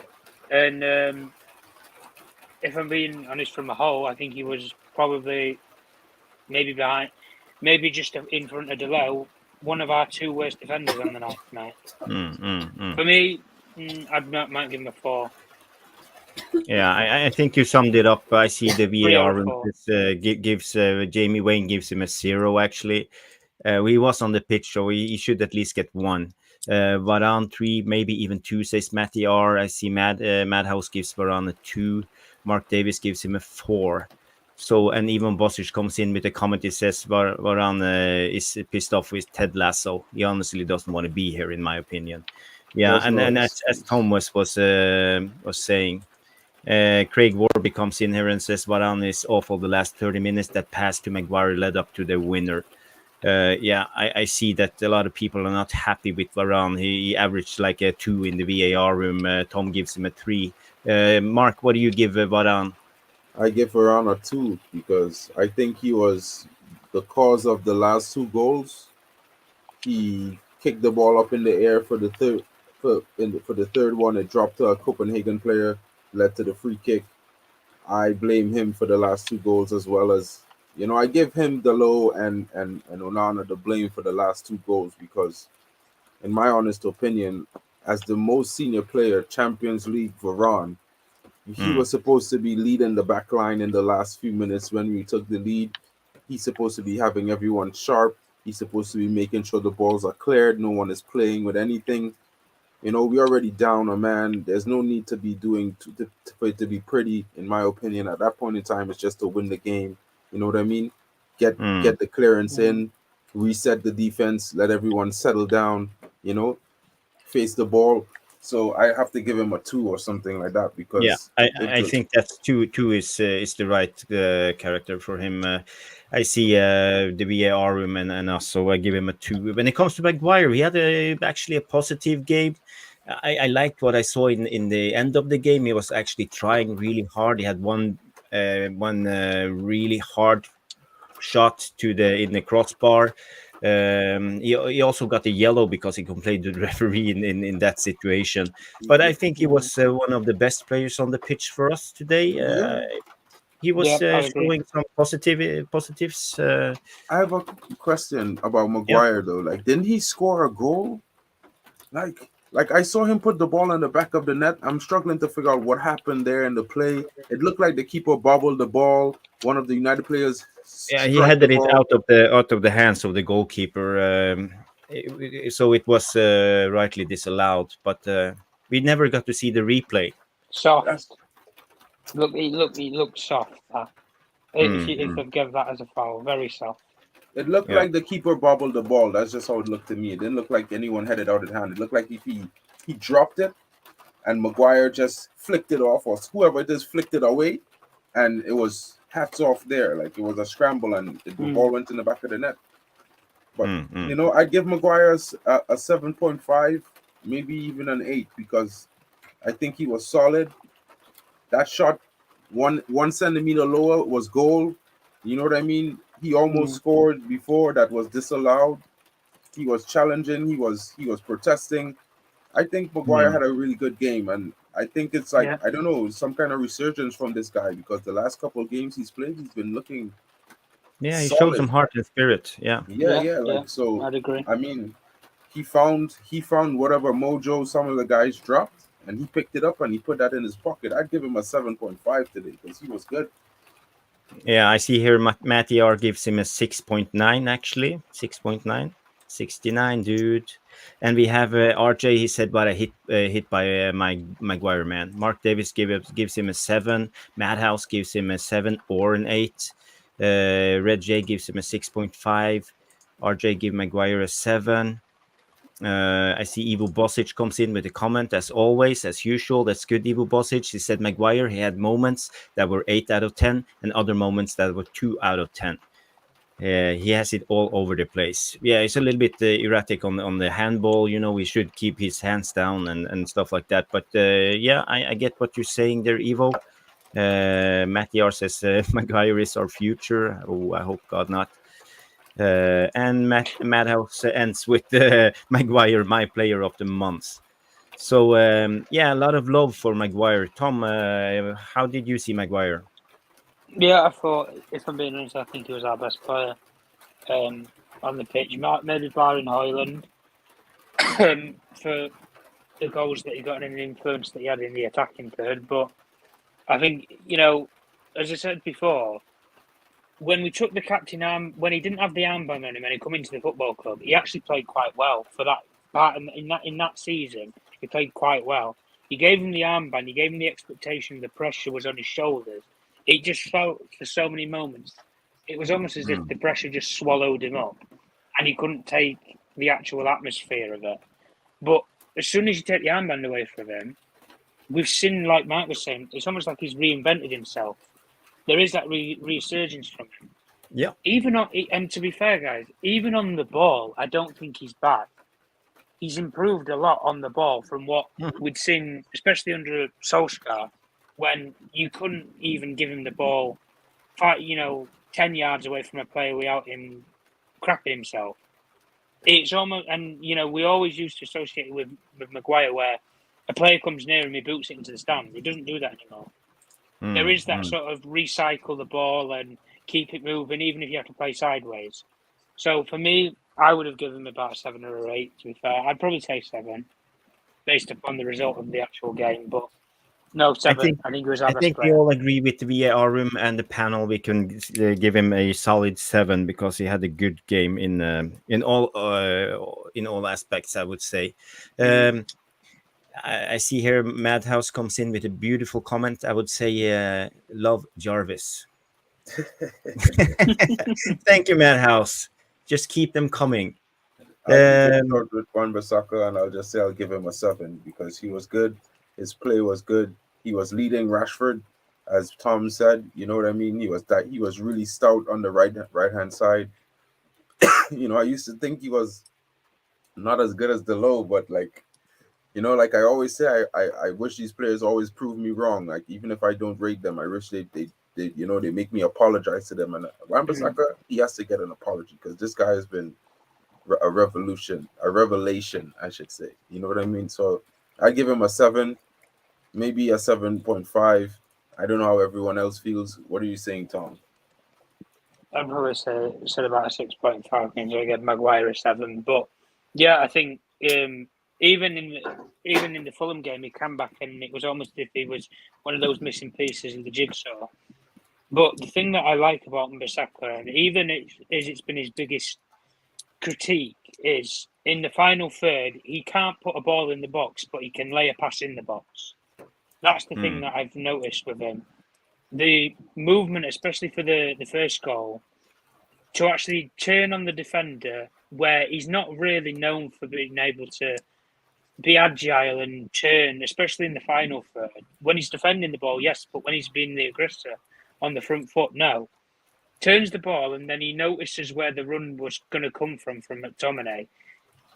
There is that sort of understanding that I think he's built with some players, and for last season, he built it with Anthony. They complemented each other quite well, especially from a defensive point of view.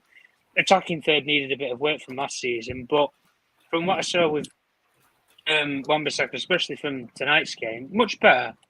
The overall defensive side on that side, they didn't really cause us too much of an issue, if I'm being completely honest. As soon as Rashford went off, obviously it's going to cause an issue because you've missed 2 players on that side. That's why in the second half there was coming down that flank a lot more. But if we're going off of what it was for individual performance, I think he was quite solid, to be fair. So yeah, I'd give him about 6.5, maybe something like that. 7, you could argue.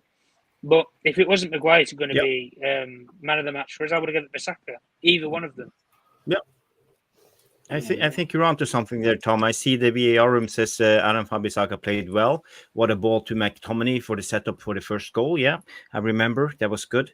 He put Hojlund for a blank. That was really good to McTominay. I see here, what other grades do we have? I say Mark Davis, he's really happy with Wan-Bissaka. He says 9 for me, Wan-Bissaka. Madhouse comes in and gives him a 7. Thank God he's back. I agree. Ivan Bosic says Aaron Wan-Bissaka is deeply, deceptively. Is that what he's writing? I don't have my reading there. Yeah, deceptively good on the ball. And we have Matty R comes in and says Aaron Wan-Bissaka 6. Craig Warby gives him a 7. That reverse pass to McTominay, assist to Hojlund.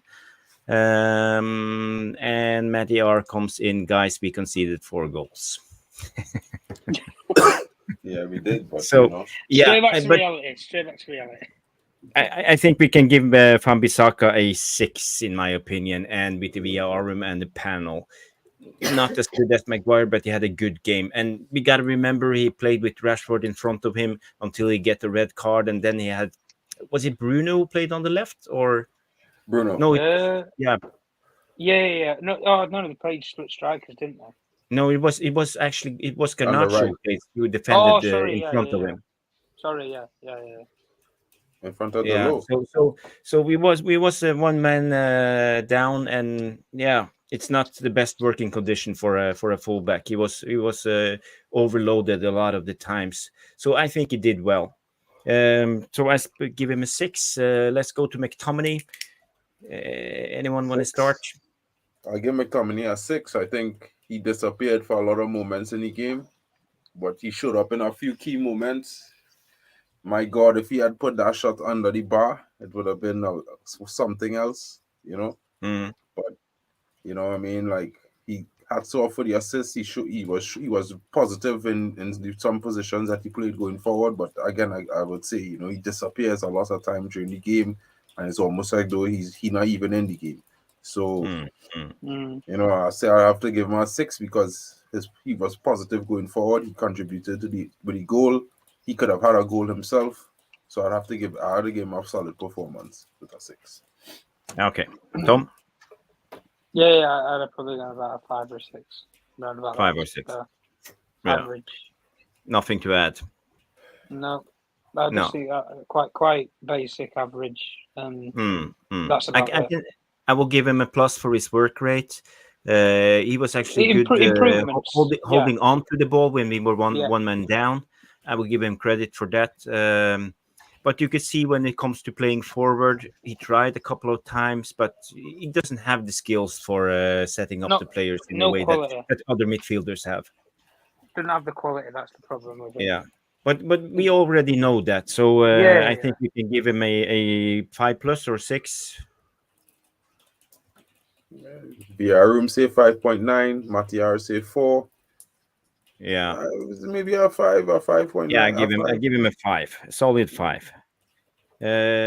Christian Eriksen, kind of hard because when Rashford came off, he ended up coming off at the end of the first half for Amrabat to come into the game. I think we will have a discussion about Amrabat. Let's just drop Eriksen at the moment. So Amrabat then.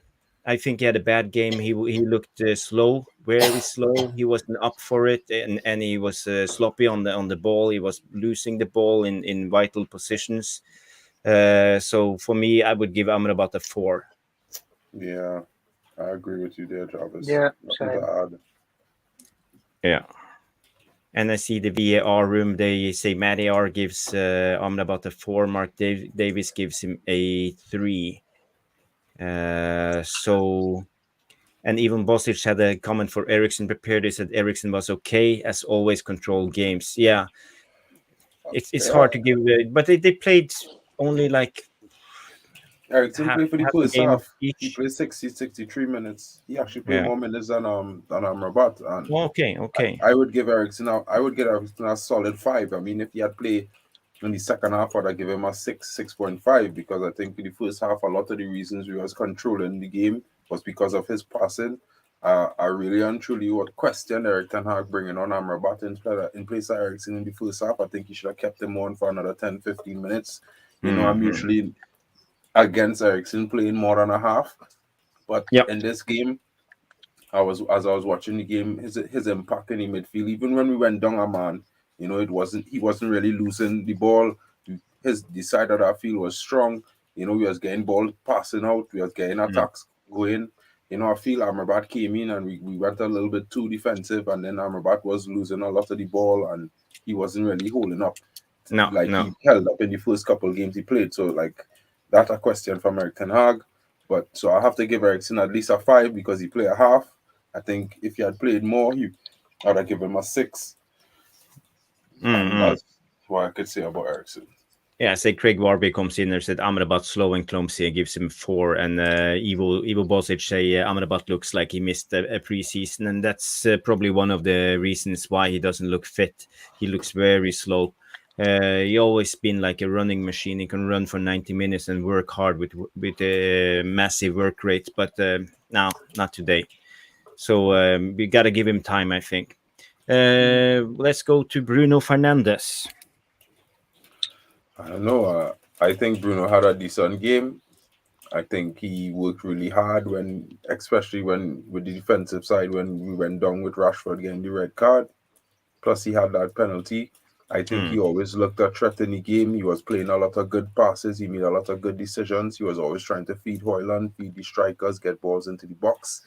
Even when he was playing off of the right, I saw him put a couple balls in the box, you know. It had a position where he was in at one point where the normal Bruno would just take a shot at goal, but instead he played the ball across the box and nobody was able to get in the, I think Scotty kicked it over the bar or something like that. But, you know, like I would say I'd give Bruno a 6 or a 7 because he had a good game, especially defensively. You know, he contributed a lot. I agree, Mark. I will give him a 6. And actually, he didn't kept rushing the balls forward. He kept it to a minimum, and he scored that penalty kick. I think he was good. He was like controlling the tempo. You could see on the corner kick when the fan base of Copenhagen were throwing plastic glasses and other stuff on him. He like stopped and get the tempo down. We were one man down, so I think he led us good today. I will give him a 6. Mm. Do you concur, Tom? Yeah, I'd agree with that. I think the 6. Yeah. I see Matty R says Bruno 5. I see Mark Davis gives him a 7.5. I see here Ivo comes in. He said Bruno did what Bruno does. Stat pad lol. Great pass to Garnacho. Cool under the pen with the pen under the pressure. Yeah. Let's just move on quickly. Rashford, red card. He played 30 minutes. I don't know what I could say. I can't really criticize him too much. I feel like the red card was harsh. I'd give him a yellow. I think that would have been a good message in the game. I think he could have possibly have a good game. He started off, he looked a bit sharp. He was tracking back, you know. He was playing some good balls into the box. Like everyone knows, like I as a man Israel criticize Rashford. So, you know, but at the end of the day, he got a red card. Yeah, he was so reckless in a way. And I can't really say he was reckless because he wasn't really challenging. He was being challenged. So, in my opinion, you know, I could only give him a 3 because the red card would take away from anything. I can't give him a 5 because he didn't have a game to perform at least a half nothing. So, like, I would give him a 3 because he was positive. He looked sharp. He looked ready for the game. That mistake was the only thing. So, I give him a 3.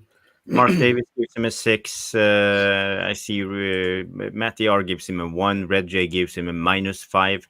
Or is it a 5? And I think it's a -5. So, but the Craig Warby comes in. He says he was actually tracking back well until his send-off. And Ivo Bosic comes in with a comment. He said, that wasn't a send-off. Did look better than previous games up until then. Yeah. So, I agree with that comment. This basically sums it up. Do you have anything to add, Tom? No, like I say, for the time that he was actually on the field, I thought he was playing quite well. He tracked back quite well defensively. And like we were saying before, I think him and Wan-Bissaka will complement each other well on the width, especially going forward. Defensively, he did his duties and coming back as well. And it wasn't the Marcus Rashford that we saw in the derby or in other games really this season, where it's been, as soon as I don't get the ball, I'm just going to throw my arms about and I can't be asked to run, can't be asked to track back, do the hard yards. So I think whatever the manager said to him with that incident that happened with, you know, going out in Manchester and his birthday and everything, and the discipline and the reaction that he's obviously taken against him, whether he's fined him or done whatever, like we were saying before about, you know, 3 strikes and you're out or something. But listen, at the end of the day, I think for the time that he was on the field, I think he gave a lot, and I would have liked to actually seen him keep going on that game, because to say he's not played on the right wing consistently for a while, he's doing quite decently there.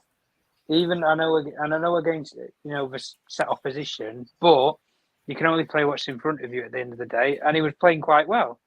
So for me, if he didn't get the red card, if we're going off of taking the red card away, I don't know, maybe 4 or 5 because of the time frame in the match. But I will actually go as high as 5 because I could see his work rate going back. Average, yeah.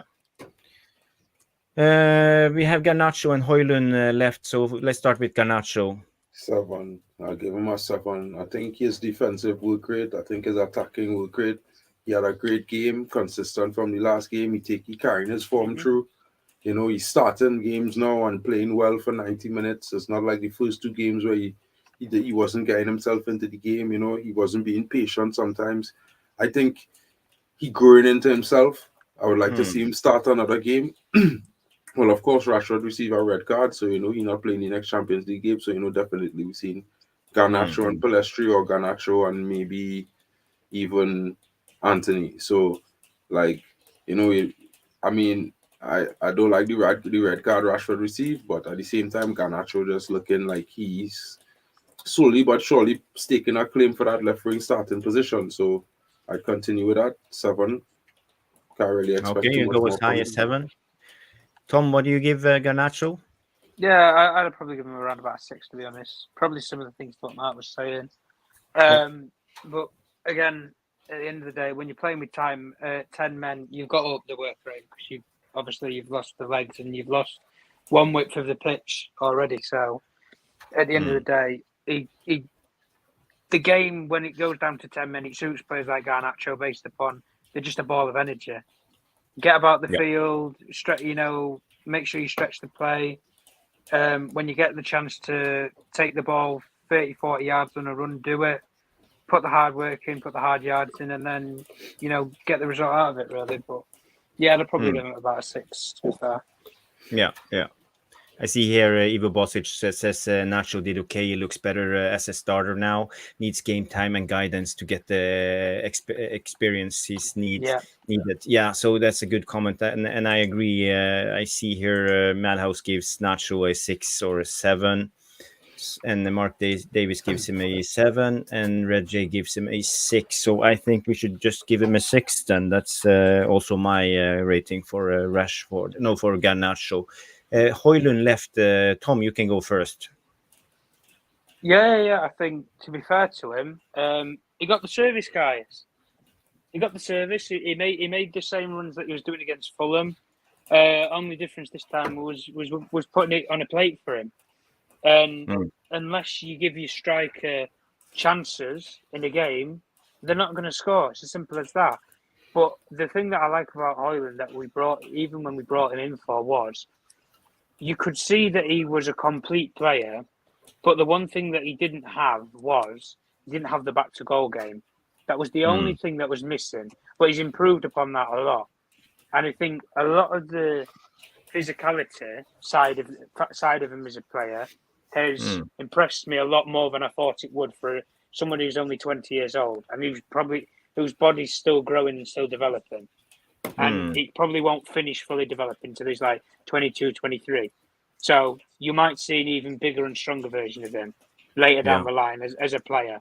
But, you know, he got the goals. He was in the areas that he was in operating in and around the 18-yard box. And at the end of the day, if you put it on a plate for the guy, he's going to score at the end of the day. The counter-attacking chance as well. We actually have a striker that can keep up with our wingers. And if it meant it, Garnacho didn't have the option to play the ball across, because if he would have played it across, they would have blocked it and gone for a corner. So he had to shoot. And it was just fortunate that the striker's in the right place at the right time. But we've had it so many times in years gone by where we don't have that number 9 who's in that position to tap it in there. So for me, if I'm going up based off of the goals and the influence that I think he had in the game, I'd probably give him about 6, 7 maybe, if I'm pushing the boat out. Yeah. A little bit harsh in my thoughts because he scored 2 goals, but I agree with his hold-up play. And another thing is, he's very eager when he gets the ball. He wants to create something all the time, but sometimes you got to give his teammates a little bit of rest and be the hold-up player. And he got to learn how to like dictate the tempo of his own game as well. Just to add to that as well, he's the one player that mentally is switched on. And I like his mentality and focus towards the game. That's the one thing that I do like about him. For a young player at 20 years old, you'd think he's got a mindset of a 30-year-old who's won numerous. You know, you'd think he's a Manchester City player who's won everything. One of those well-skilled, well-knowledgeable players. And you could say, you know, a more realistic saying, you know, he's very mature for his age. He is, especially on the football field. That's the one thing that I can say with him. And I think that sort of positivity is what you need. But the problem is, it's thriving for some players like Garnacho, because as soon as you have a proper number 9, they can work with him. Palestri, even in the game against Fulham, I want to see Palestri and Hojlund work together in a proper game. They did it against Bayern, and I thought they played well. They complemented each other quite well in that game in the Champions League. We need to see more of it, though. That's my issue, though. We need to see more of it. But mentality-wise, for him, I think he's one of our better players because he has that focus and that commitment to the team. Yeah. I see Herrera give him a 7.5. I see Madhouse gives Hojlund an 8. Matty R says Rasmus 7, and the guy when he scores, he always lose the game. Craig Warby says Hojlund, love him, 8.5. I see here, breaking news. Who's moving? Sorry, that's me. He said, actually comes here with some breaking news. He said Rashford's brother being arrested in Miami. Yeah. Okay. Well, his brother is his agent as well. For people that don't know the context of it, and the case that's been sort of argued out is that, as far as I'm aware, his brother was arrested. Accusations, by the way, this isn't proven at this moment in time. Accusations of domestic violence in Miami. Allegedly, yeah. He was arrested on the 20th of October of this year, and then it's only recently just come out as of today by British media, because the press releases have come out from the US. That's the only way that the British media have picked up on it. Just to give the context to it, anyway. But these are allegations, not proven filed lawsuit or anything. Yeah, we can dig into this another time. I don't think we have the time right now, but yeah, it's interesting, and it explains a lot when it comes to what happened to Rashford this season. And we all know the story with his I don't know, his ex-girlfriend, and there's a lot of mental thing going around with Rashford. So yeah, as humans, we have all struggled, so we can understand it's a tough time for him, even though he's on 375 a week. So it depends how you see it. Back to Hojlund, he says Madison comes in and says if Hojlund played for Arsenal, he would have had 20 goals by now. Yeah, you're probably right. I say Mark Davis, he had a massive 10 for me. He played well. So that's the ratings for him. So Mark, your comments on Hojlund? I think Hojlund, like he said, if you feed Hojlund, he will have breakfast, lunch, and dinner. You know, I was looking forward to a hat trick. I think he performed really well. He shows great improvement during the game, and what I noticed is that every time it had a break in play or whatever, or the ball or something, he was off the field. He was to the side of the field and getting instructions from Ten Hag. And as the game progressed, you could see like his game changed during the game. Like he started adapting to the game, you know. So it looks to me like he's taken instruction and use it and execute it on the field. So he's a young player developing. I think he had a really good game. I'd give him an 8. You know, he scored a brace, and you can't really expect too much more from a striker, especially when, you know, you're giving him that much service. I feel like if he had got more passes, he might have more goals. So I can't really take too much away from him. You know, he's young. We all know he will take time to learn and, you know, gain experience to do like certain things. But as the game going on, you could see improvement with each game. So it's hard to criticize him. Yeah, I think you're right. I see here the man himself, Mick Ruby, comes in and said 7 a.m. Man of the match was young Rasmus. They let the team down, 5 goals in 4 Champions League games. Good night, Captain Mick. Good night, Mick. Good night, Mick. Yeah, and I see here Matty R says, I feel sorry for Rasmus. He joined the worst possible team for him. Yeah, that's probably right. But he will be here for many years, and there's still a chance that the team will evolve and come good for him. So, yeah. Red J say, why are you not still sleeping, Mick? Haha. Mick is the man of the night. He says, I cannot sleep. My mind is boiling. Yeah, I have the same after games. I have to think. I see clips. I read comments and try to figure out what happened. So it's just a sickness of being a football fanatic.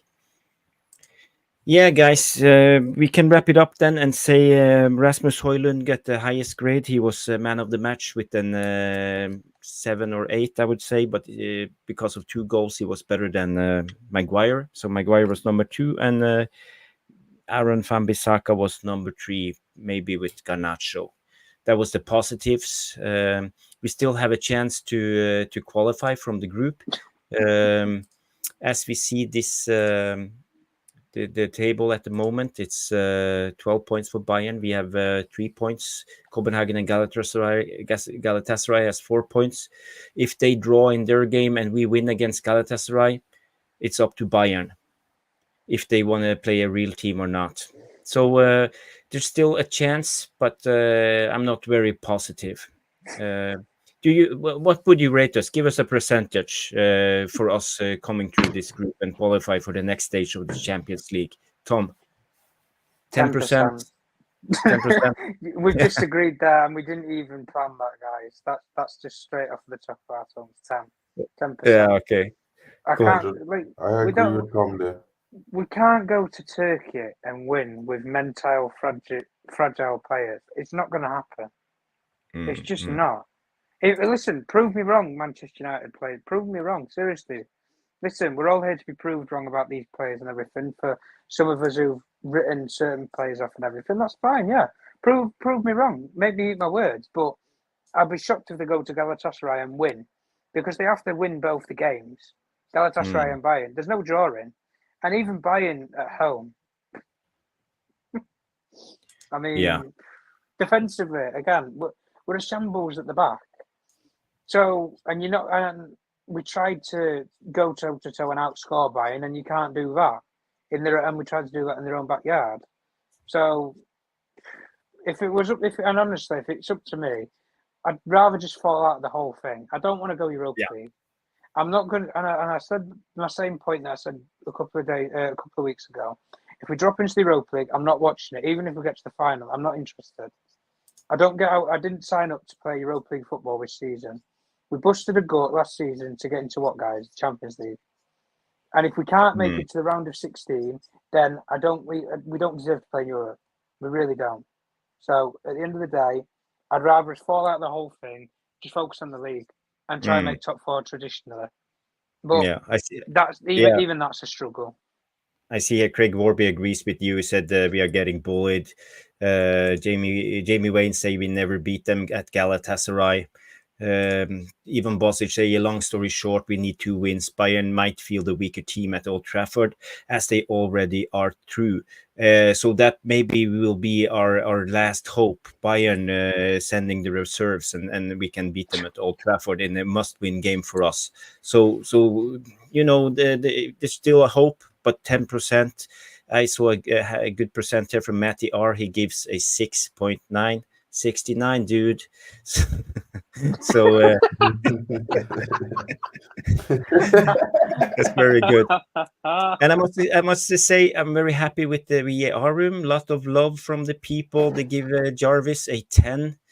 I see a lot of people. And what do you give Mark and Tom? Give them a 10 too, because this has been some what do we call it when we lose a game? It's therapy.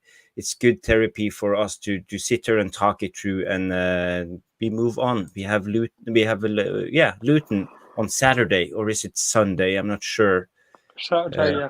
Saturday, yeah.